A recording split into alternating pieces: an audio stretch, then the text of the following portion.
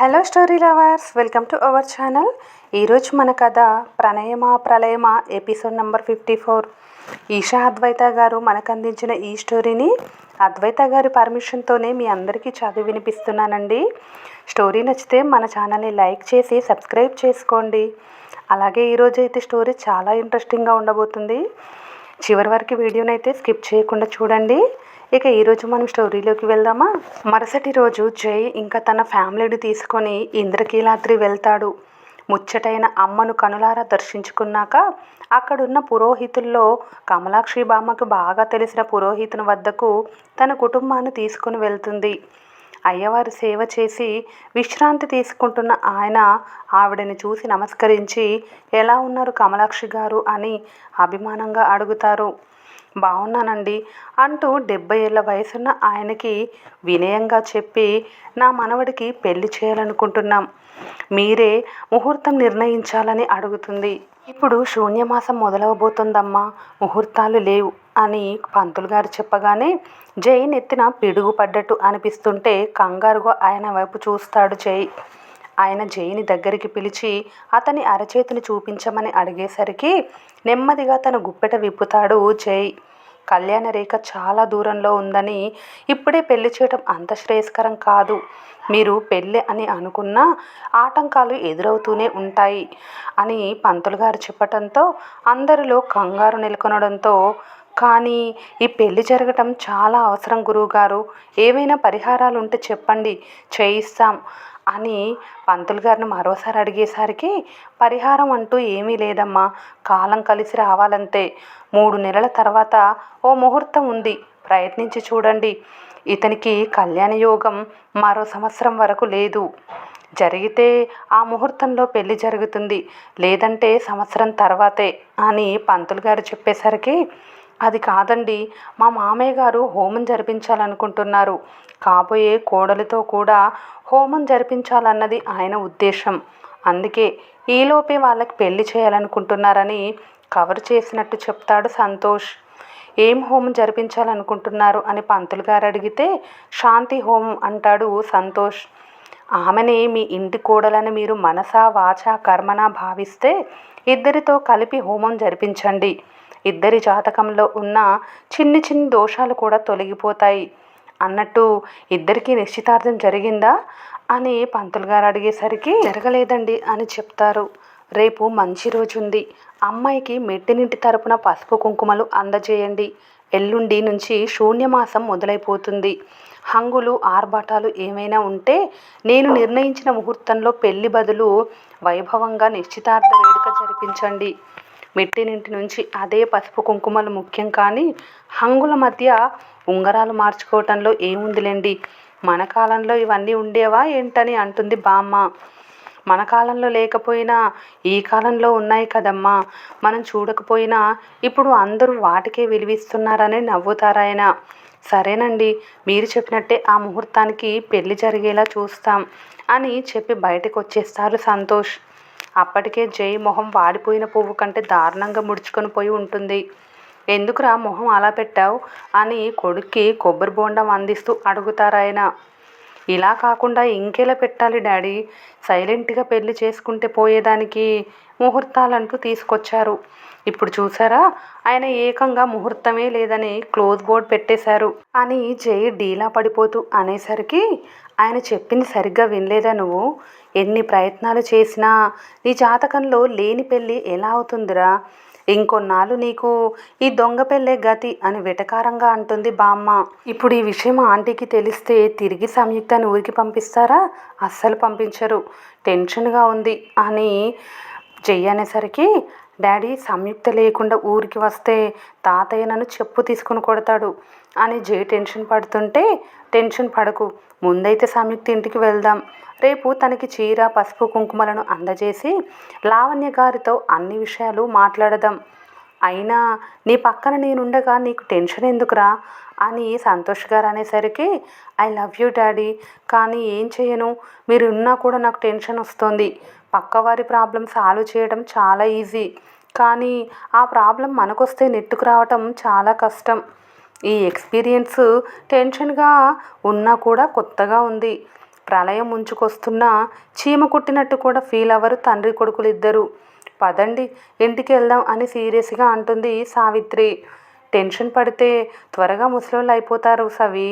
నువ్వేమో ఇంకా యంగ్గా కనిపిస్తూ నన్ను ఓల్డ్ చేయాలనుకుంటున్నావా అని ఆయన అనేసరికి, కరెక్ట్ డాడీ, నా టెన్షన్ ఆంటీ కోసం కానీ తాతయ్య కోసం అస్సలు కాదు.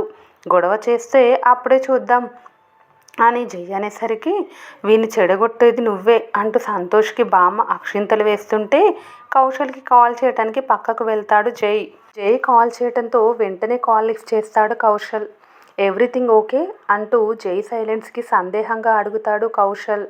నాట్ ఓకే అన్నయ్య అని జై అనేసరికి, ఏం జరిగిందిరా అని అడుగుతాడు కౌశల్. పంతులు గారు పెళ్ళికి ముహూర్తాలు లేవన్నారు. 3 months తర్వాత ఒక ముహూర్తం ఉందంట. అది కూడా దాటేస్తే సంవత్సరం వరకు ముహూర్తాలు లేవన్నారు అని జై చెప్పేసరికి, సంవత్సరం వరకు ముహూర్తాలు లేకపోవడం ఏంట్రా, సరిగ్గా విన్నావా నిద్రలో విన్నావా అని కౌశల్ అడిగేసరికి, నేను చెప్పేది నాకు లేవని అన్నయ్య, నాకు ఇంకా కళ్యాణ గడియలు రాలేదట అని ఏడుపు మొహంతో దీనంగా చెప్తాడు జై. రావద్దని గట్టిగా కోరుకున్నావుగా అని నవ్వుతూ అంటాడు కౌశల్. నవ్వకన్నయ్య, అప్పుడు రాకూడదనుకున్నాను కానీ ఇప్పుడు రావాలంటున్నాను. అందుకే రానని వెనక్కి వెళ్ళిపోయాయి. వాటిని ఎలా ఇన్వైట్ చేయాలో కూడా అర్థం కావటం లేదు. నేను పిలిస్తే వచ్చేలా కూడా లేవు అని జై అనేసరికి కౌశల్ ఇంకాస్త పెద్దగా నవ్వటంతో నవ్వుకి ఇక్కడ జై ఉడుక్కుంటాడు. ఇంతకీ బాబాయ్ ఏమన్నారు అని తన నవ్వును కంట్రోల్ చేసుకుంటూ అడుగుతాడు కౌశల్.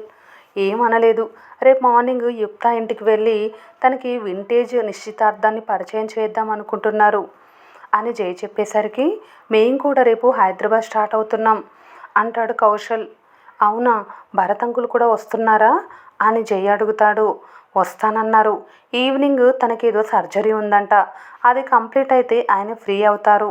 రేపు మార్నింగ్ ఫ్లైట్కి హైదరాబాద్ వస్తాం అని కౌశల్ చెప్పేసరికి, ఇప్పుడు ఆయన్ని చూస్తే ఆంటీ ఎలా రియాక్ట్ అవుతారో అంటాడు జై. వాళ్ళ ఫస్ట్ మీటింగ్ లైవ్లో చూస్తే ఖచ్చితంగా తెలుస్తుందని నవ్వుతూ చెప్పి కాల్ కట్ చేస్తాడు కౌశల్. అన్నయ్య ఏమన్నాడ్రా అని డ్రైవ్ చేస్తున్న జై పక్కన కూర్చున్న సంతోష్ అడుగుతాడు. రేపు మార్నింగ్ డైరెక్ట్గా హైదరాబాద్ వచ్చేస్తారట వాళ్ళు కూడా. సో మీరు కూడా రేపు మార్నింగ్ రండి. నేను ఈవినింగ్ వెళ్ళి ఆంటీ మూడ్ను బట్టి మీకు ఏం విషయం అనేది మెసేజ్ చేస్తాను అంటాడు జై. సరే, జరిగింది మొత్తం ఆవిడకి చెప్పు. తప్పు నీ వైపు ఉంది కాబట్టి ఆవిడ ఏమన్నా కూడా మారు మాట్లాడకు అని చెప్తాడు సంతోష్. ఓకే డాడ్ అంటాడు జై. జై, ఏంటి మార్నింగ్ నుంచి కాల్ చేయలేదు, ముహూర్తాలు పెట్టించారా లేదా అని టెన్షన్గా అనుకుంటూ సాయంత్రం వరకు గడిపేస్తుంది సంయుక్త. తనకి కాల్ చేయాలని ఉన్నా కూడా అక్కడ సిచ్యువేషన్ ఏంటో తెలియక కాల్ చేయదు. మరోవైపు ఎన్ని మెసేజెస్ చేసినా కూడా జై నుంచి ఒక్కటే రిప్లై, బిజీ అని. అంత బిజీగా ఏం చేస్తున్నాడని తిట్టుకుంటూ కాసేపు నిద్రపోతుంది. కళ్ళు తెరిచేసరికి ఈవినింగ్ అయిపోవటంతో పాటు హాల్లోంచి లావణ్య జైల మాటలు వినిపిస్తూ ఉంటాయి. జై వాయిస్ విని వెంటనే బయటకు వస్తుంది సంయుక్త. ఆమెను చూసి ఐస్ వింక్ చేస్తాడు జై. సంయు, జైకి జ్యూస్ తీసుకురా అని లావణ్య చెప్పటంతో, ఇప్పుడే వచ్చావా అని అడుగుతూ కిచెన్లోకి వెళ్తుంది సంయుక్త. జస్ట్ 10 నిమిషాలైంది అని జై చెప్పటంతో, ఎలా ఉన్నారు మీ అమ్మగారు, నాన్నగారు, బామ్మగారు అని జై తన ఇంటికి వెళ్ళాడని తెలిసి అడుగుతుంది లావణ్య. నా కోసం పెళ్ళాన్ని చూడటంలో చాలా బిజీగా ఉన్నారు ఆంటీ అని జై చెప్పటంతో, మరి చూసొచ్చావా నీ పెళ్ళాన్ని అని నవ్వుతూ అడుగుతుంది లావణ్య. ఆల్రెడీ చూసుకున్నాను. అదే విషయాన్ని వాళ్ళకు చెప్పాను. వాళ్ళు కూడా ఒప్పుకొని నా సెలెక్షన్కి ఓకే చెప్పేశారు అంటూ ఓరగా సంయుక్తని చూస్తాడు. సంతోషం సిగ్గుగా మారి ఆమె బుగ్గల్లో తిష్ట వేయటంతో అతన్ని సూటిగా చూడలేక జ్యూస్ గ్లాస్ అందించి లావణ్య పక్కన కూర్చుంటుంది సంయుక్త. మరి నా కోడల్ని నాకెప్పుడు చూపిస్తావు అని లావణ్య అనేసరికి, ఏమన్నారు అని అర్థం కాక మరోసారి అడుగుతాడు జై. సంయుక్తకైతే చాలా షాకింగ్గా అనిపిస్తుంది. నాకెప్పుడు నా కోడల్ని చూపిస్తావని అడుగుతున్నాను అని లావణ్య మరోసారి అనేసరికి, తను మీ కోడలు ఎందుకు అవుతుంది, కూతురు అవుతుంది కదా అని అంటాడు జై. ఏమంటున్నావు జై, మీరు నన్ను కన్ఫ్యూజ్ చేయకండి. నేను పెళ్లి చేసుకోబోయే అమ్మాయి మీకెందుకు కూతురు అవుతుంది, కోడలవుతుంది కానీ అని జై అనేసరికి సంయుక్తకి పూర్తిగా మ్యాటర్ అర్థమైపోవటంతో ఆమె కళ్ళల్లోంచి గంగ దూకటానికి సిద్ధంగా ఉంటే ఆమె మనసులో ఓ విస్ఫోటం మొదలవుతుంది. ఆంటీ, నేను ఆంటీ అంటుంటే మీరు దాన్ని ఏ రిలేషన్లో కన్వర్ట్ చేసుకున్నారు అని జ్యూస్ గ్లాస్ పక్కన పెట్టి టెన్షన్గా అడుగుతాడు జై. చిన్నమ్మ అని చాలా కూల్గా ఆన్సర్ ఇస్తుంది లావణ్య. మీకు ఇంతకంటే వేరే ఏ రిలేషన్ దొరకలేదా? యుక్తాని నాకు చెల్లెల్ని చేసేసారా? ఇది అన్యాయం ఆంటీ. Sorry aunty. ఆంటీ కాదు, అత్త. ఆంటీ అన్న వర్డ్ నా జీవితానికి ఎసరు పెట్టేసిందని తెలియక అనవసరంగా పిలిచాను. ఆంటీ క్యాన్సల్, అత్తయ్య అని మాత్రమే ఫిక్స్ అని కోపంగా అంటాడు జై. అప్పటి వరకు కాస్త నవ్వుతున్న లావణ్య మొహం ఒక్కసారిగా ఎర్రబడ్డంతో నువ్వేం చెప్పాలనుకుంటున్నావు జై అని కోపంగా అడుగుతుంది. ఆంటీ, సంయుక్త నేను లవ్ చేసుకుంటున్నాం. ఈ విషయం ఆల్రెడీ మా ఇంట్లో చెప్పేశాను. వాళ్ళు కూడా ఒప్పుకున్నారు అని జై చెప్పేసరికి ఒక్కసారిగా షాక్ అయిన లావణ్య బయటికి వెళ్ళిపో జై. మరోసారి ఇటువైపు వచ్చే ధైర్యం చేయకు. నిన్ను నా కొడుకు అనుకున్నాను కాబట్టే సంయుక్తతో నువ్వు చనువుగా ఉన్నా మాట్లాడలేదు. నీ మనసులో ఇలాంటి ఉద్దేశం ఉందని తెలుసుంటే అప్పుడే నిన్ను సంయుని దూరం పెట్టేదాన్ని అని లావణ్య అరవడంతో ఆంటీ ఒకసారి నేను చెప్పేది వినండి అని జై మధ్యలో అంటాడు. వెళ్ళిపోమ్మన్నానా అని ఆవిడ కోపంగా చెప్పేసరికి ఇప్పటి వరకు ఆవిడ కోపం ఎలా ఉంటుందో తెలియని సంయుక్త సైతం బెదిరిపోతుంది. అమ్మ, ఒకసారి నేను చెప్పేది వినడానికి ప్రయత్నించు. నేను కూడా జైని ప్రేమిస్తున్నాను. మా ఇద్దరి మధ్యలోకి అన్న చెల్లి అంటూ కొత్త రిలేషన్ తీసుకురాకమ్మా. వినటానికి అసహ్యంగా ఉంది, భరించలేకపోతున్నానని కన్నీళ్లతో చెప్తుంది సంయుక్త. ఆంటీ, నేను సంయుక్తని పెళ్లి చేసుకోవటానికి ఎందుకు రెస్ట్రిక్ట్ చేస్తున్నారో చెప్పండి. కేవలం మీ ఒపీనియన్ మాత్రమే చెప్పండి. ఎవరికో భయపడి ఆ భయాన్ని మా ఇద్దరి మీద రుద్ది మమ్మల్ని విడదీయకండని అంటాడు జై. నేను ఎవరికి భయపడడం లేదు జై. మీ ఇద్దరి పెళ్ళి ఎట్టి పరిస్థితుల్లో జరగదు. అనవసరంగా నీ లైఫ్ని రిస్క్ చేసుకోకు. నాకు తెలుసు మీరు మీ హస్బెండ్కి భయపడి ఈ పెళ్ళి వద్దంటున్నారని అని జై అనేసరికి ఆయనకు భయపడే రోజులు ఎప్పుడో వెళ్ళిపోయాయి. నాకు నా కూతురు జీవితం ముఖ్యం. మీకు తన హ్యాపీనెస్ ముఖ్యమనిపిస్తే మా లవ్ని ఎందుకు యాక్సెప్ట్ చేయటం లేదు? కారణాలు చెప్పే ఉద్దేశం నాకు లేదు. మీ ఇద్దరి పెళ్ళి నాకు ఇష్టం లేదు అని మరోసారి లావణ్య అనేసరికి సంయుక్త, నన్ను కాదని తనని పెళ్లి చేసుకోవాలని నిర్ణయించుకుంటే ఈ క్షణమే నువ్వు బయటకు వెళ్ళిపోవచ్చు. నేను నిన్ను ఆపను. కానీ నీకు నేను లేననుకొని వెళ్ళిపో. జీవితంలో మళ్ళీ నా మొహం చూడకని చెప్పి రూమ్లోకి వెళ్ళి డోర్ లాక్ చేసుకుంటూ